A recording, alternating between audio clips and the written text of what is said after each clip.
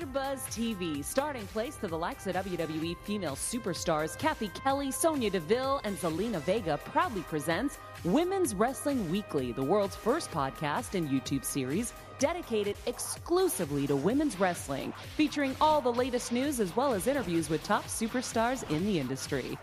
And now, AfterBuzz TV's own gorgeous lady of wrestling, TK Trinidad. Bonjour, you're watching Women's Wrestling Weekly, the #1 women's wrestling show on the planet. My name is TK Trinidad, aka the Canadian Assassin. Now, we've done some pre-tapes, some weeks have passed. The guys have been watching, you guys should be watching all the time. You notice that Evan is no longer here, so congratulations officially from this show to Evan. He has moved on to bigger and better things with the WWE. So congratulations to him. So he also is fighting crime, so don't worry, our streets are still safe.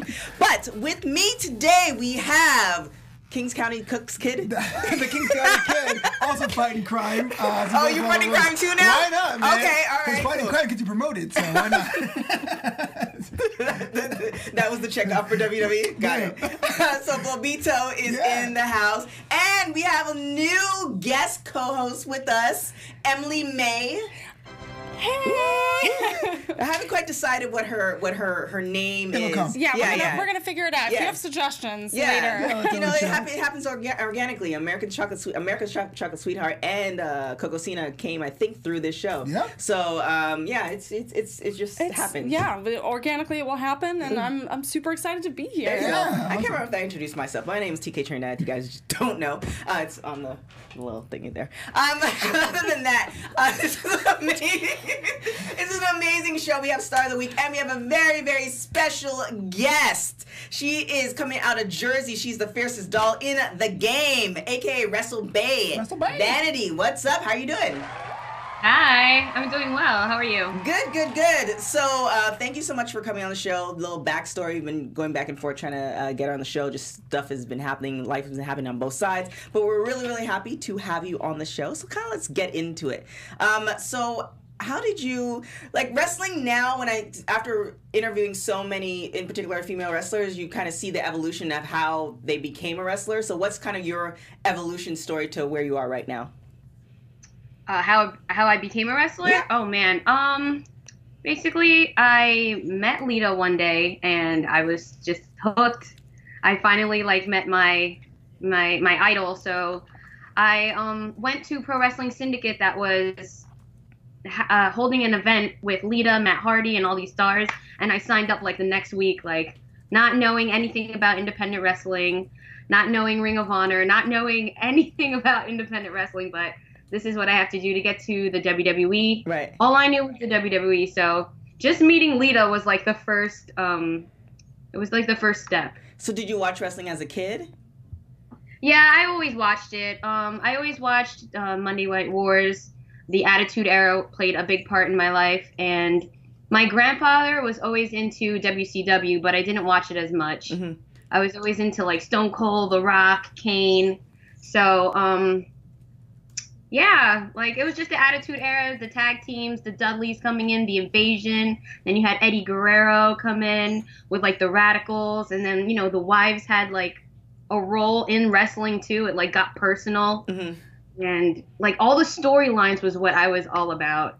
Okay, so this is kind of off topic, but still on topic. Your nails, though, they are fierce. However, because I know I barely I just have little nubs and I just put gel on them. But sometimes when they chip, they really hurt. So when you're in the ring, do you experience that? I do, but you know what? If they chip, I'll just get it done the next day. Okay. Or I scratch my opponents. Sometimes I've managed not to scratch them. But you know what? If you can't take a punch, if you can't take a hit, a little scratch ain't nothing. Come on now. I'll tell you what the first blood match is scratch your opponents. I've heard you go on record before about your character Vanity, saying that, you're Vanity and Vanity is you, right? So, but during your wrestling journey, have you ever tried on other characters on for size and go, this isn't me? Or did anyone try to force you to put you in a box that you weren't feeling at the time? A little bit. Probably the first couple of months when I debuted. I was training for 2 months with Pro Wrestling Syndicate, which is WrestlePro now. And I was I started off as a wrestler first, and then 2 months in, their women's division wasn't, it was like vacant. There was like no girls to like, wrestle anymore. So they had me be a valet, and I was coming out with like some pimp dude. Like he was a pimp. So I had to be his I guess, valet. Okay. And when they announced me, I had to have like a look for myself. I came out with like the fishnets. I came out with like seductive, like, basically seductive gear. I had a leotard on with like a thong, just trying to get my image out there. But the hair honestly said it all. And one day, actually, WrestleZone was making an article about, Pro Wrestling Syndicate, and they were just like Craig, the guy that I was coming out with. They were just like Craig and his hoe. Oh. And it was like, oh my God, like, what do I say to that? Like, I have to get back in the ring. Like, I don't want to be a valet anymore. Like, I had to prove myself that I was going to wrestling school. I was taking bumps like the guys. I was the only girl. So how can I be with the guys again? You know what I'm saying? Instead of doing all these seductive, provocative stuff. So I had to like play the role, and I loved being like the street edgy Vanity, all sexy and stuff. But I had to kind of put my foot down and be like, yo, I'm actually going to practice, taking bumps, doing everything I can. And I'm not going to have these guys basically tell me that, I'm just a hoe. Like, what? Yeah. So how did you come up with the name? Is it Prince inspired? No, it's actually not. My trainer at the time, Pat Buck, was just like, look, you're the first girl, so you can't go out there looking like saying your name is Jen. Like the hair, and you gotta look. So you need a name. And I already been thinking about it, like, after 2 months, I was already on the poster, and I told them, like, look, I'm not ready to be out there. I'm not ready to be in the crowd. Right. So they're like, all right, you need to come out with a name. And it has to be something like the champion, like this is the champion, not something stupid. Like, please think about it. You're the first girl. Yeah. And I was like, all right. We had promo class, and they were just like, so Jen, what's your name? And I'm like, Vanity. And he stopped the class, and he was like, your name is Vanity? And I was like, yeah. Like, my name's Vanity. Like, I can't think of anything else.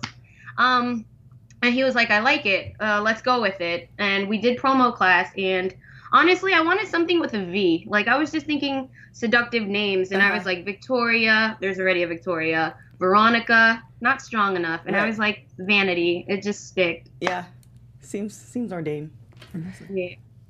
I would love to know a little bit more about those challenges of trying to transition from what a very male-dominated, sports industry looks at women wrestlers in that way, and how you helped kind of and are defining that new role for you in the wrestling industry. Women's evolution. Oh yeah, I mean, it was pretty easy and hard at times, because honestly, when I was going to wrestling practice, I felt like a part of the guys. And then when it came to showtime, I had to be really, really girly. Like, on the inside, I wear hoodies, sweatpants. I'm really like a tomboy. I like to prove to the guys that, I will flip you. Like, if you try me, I will cut you. I will be the first one in line to cut you. Don't try me. Yeah. So I had to, like, roll with the boys, but my trainer was like, look, you're a girl. You have to be all sassy and cute and this and that. So it was hard at times. I was like, oh, I don't know how to wrestle like a girl. Mm-hmm. But I know how to look like one. I know how to, like, do certain stuff. So I had to just collide them together and see what I was comfortable with. And it was like literally like a puzzle. Like, this went with this, but I'm a really big tomboy, so I just didn't let the boys cut me down, but they were really supportive too. Mm-hmm. I didn't have hair to, like, hair flip and, like, you know what I'm saying? Yeah, they were telling me to do some girly stuff that I couldn't do. It just had to come naturally. So there's, like, some things you can't teach in wrestling.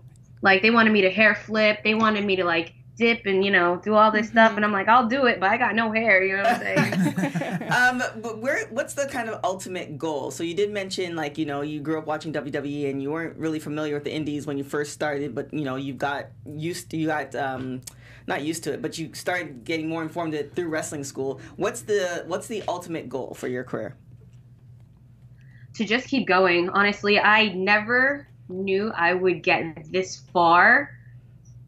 And being in Jersey, like when I first started off, there were not enough women of color in it. Not around Jersey. We had some Latina girls, but not really like women, like black girls. And I was friends with everybody. Everybody was cool and respectful towards each other.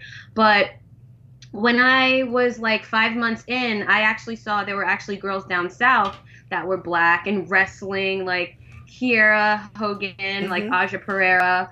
I met Faye Jackson, and I was like, oh my God, like Faye's I amazing. can talk to these girls. You know what I'm saying? Like about hair, makeup, skin stuff, like stuff that I have questions about that I can't go like run to other girls about. So that was like a challenge also. Like I had nobody to run to that was basically like I could be like, yo, understand. I need to tell you something. So, I can't tell everyone. Yeah, certain things that we experience that we share amongst each other. But is there any outside forces where you thought they're looking for a particular look that didn't match? I guess culturally, did you experience any of that type of stuff? Essentially, any racism in wrestling. I got that a lot. I got that that my look wasn't it, and I was like, well, what is it? Like I was asking these promotions what they were looking for. How can I transition my look? I basically just wanted to work. I wanted to get the job done, and they were just like, your fishnets don't work. Your look doesn't work. But then I had to break that through, and like I would be like, look, if you're not gonna have me booked on my show just for my look, then I'm gonna come anyway. And I started doing ring crew, and I started basically doing behind the scenes stuff to try to get on the show. Like I wasn't gonna take that my look wasn't gonna get me somewhere, because it was. My look, my attitude, my vibes, people started to get and know who I was. So I wasn't taking that for an answer, really. And I was really acquainted with the girls, because after 2 months, most of the girls knew that I started to wrestle with Pro Wrestling Syndicate at the time. So they're just like vouching for me, which was a really, really big thing at the time. After 2 months, like I didn't have that much credentials or like anything. So I had like Jessie K, Sienna Duval. I had a couple of the girls vouch for me and be like, she's a part of the locker room. She can actually come. Like they were actually talking to the booker, like, you should really give her a chance.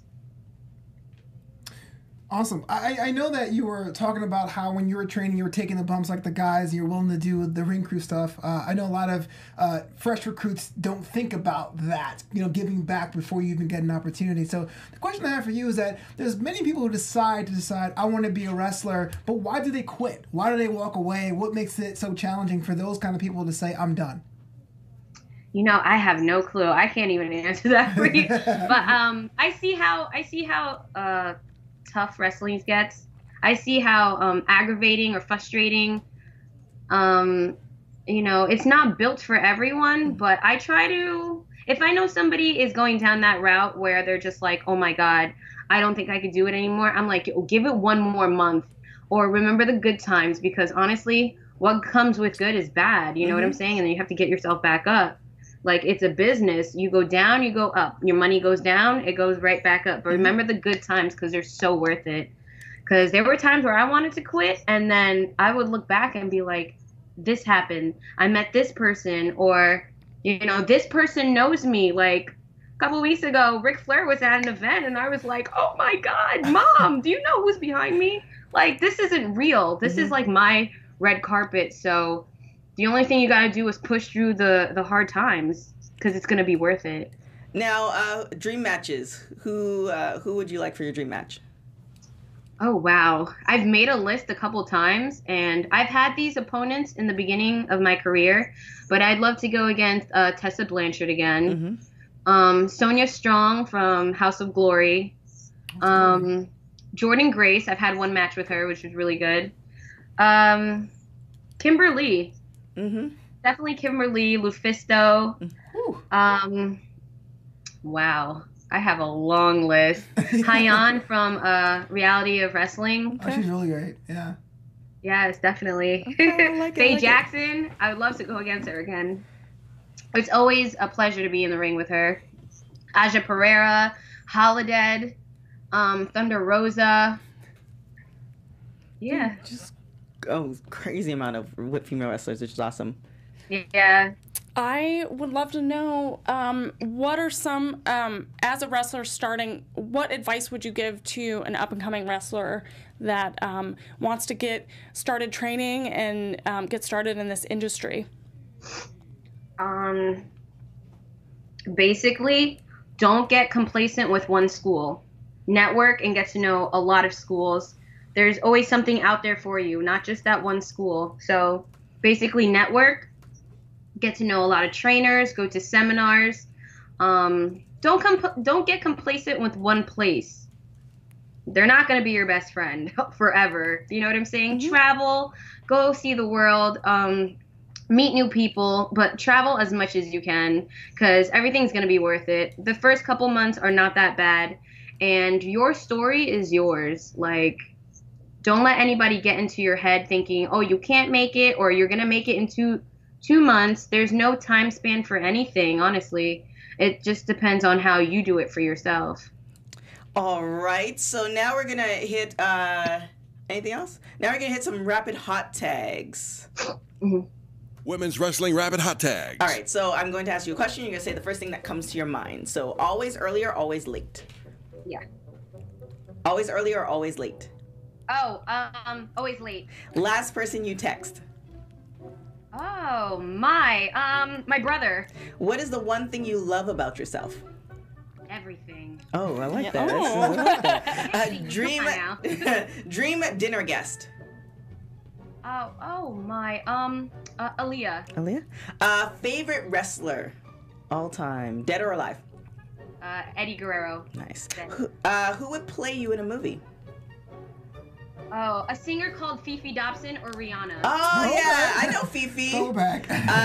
Celeb you, actually last show you binge watched? Desperate Housewives? Okay, throwback. Okay. If you can listen to one album for the rest of your life, what would it be? Cardi B. Boom. See, that was easy. Yeah, This is simple. That's awesome. Thank you so much. Oh, wait, let's do the hand clap. Yeah, all right. Yeah. It's like the mini gauntlet. Yeah. Thank you so much for coming on the show. Where can people find you on social media? All my tags are WrestleBay. If you put into Google WrestleBay, I should pop up.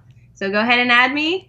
And thank you so much, guys. How did you come up with that, WrestleBay? Is it just Vanity was taken, or I was actually called. I named myself the OG Doll my first couple of years, and then within a year and a half after Pro Wrestling Syndicate, this guy was just like, you know your Bay. You know your WrestleBay. His name is actually Chris Seaton from House of Glory. Okay. Oh, wow. He was like, you know your Bay. You know your WrestleBay. And I'm like, that's it. I love it. Well, thank you so much for coming on the show. We really appreciate it. Definitely looking forward to your rise in wrestling. Don't forget us when you hit WWE, because I know it's going to happen. Your look is definitely different from everybody else, and that's what we need. We need diversity, and representation matters.